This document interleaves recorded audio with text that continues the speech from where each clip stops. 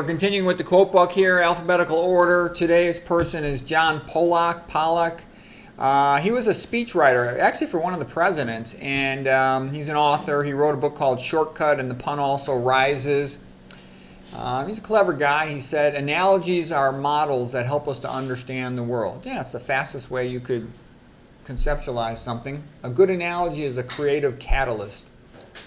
Analogies often trigger emotions that override the circuits of reason. Analogies can trigger networks of ideas that radiate outward, much as a pebble tossed into a pond creates concentric ripples.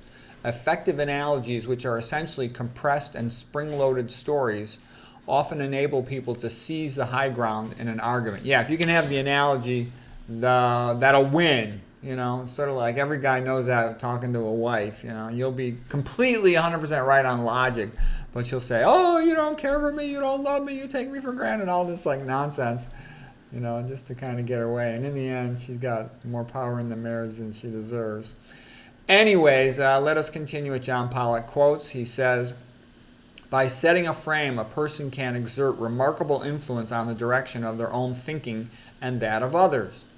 A good metaphor can trigger emotions that lead to a desired pattern of thinking and behavior in others.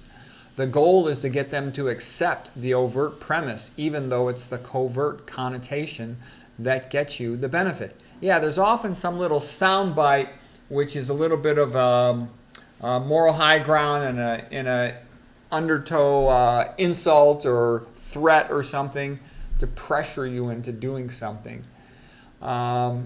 But anyways, that's in game playing and argument, but in also just in thinking, metaphors are key. Okay, John, I give an entire lecture on metaphors. Okay, research has suggested that the single most important predictor of intelligence, academic performance, and later social success is how many words a baby hears on a regular basis, as long as the words are spoken by an engaged and present person, and not just broadcast over radio or TV. Yeah, that somebody's interacting with the child and talking to them, reading to the child. That's why, you know, kids are smarter having mama around, breastfeeding them, they get the healthy nutrition, and mama's talking to them. She cares more about them than the babysitter does, than the school teachers do. Okay, now he's talking about Charles Dickens. He says, when Charles Dickens first published the Pickwick Papers in 1836 as a serial, it met with little success. Only when he introduced the streetwise character Weller and his puns did the novel take off, jumping from 500 to 40,000 copies per month and making Dickens a best-selling author. Wellerisms are puns similar to Tom Swifties. And this is from Pollack's book, The Pun Also Rises. Knock-knock jokes actually require a significant powers of abstraction. Okay, anyways, hope you found that helpful. I thought the best one was about how the person accepts the overt metaphor, but it's the covert connotation that gets them to do what you want them to.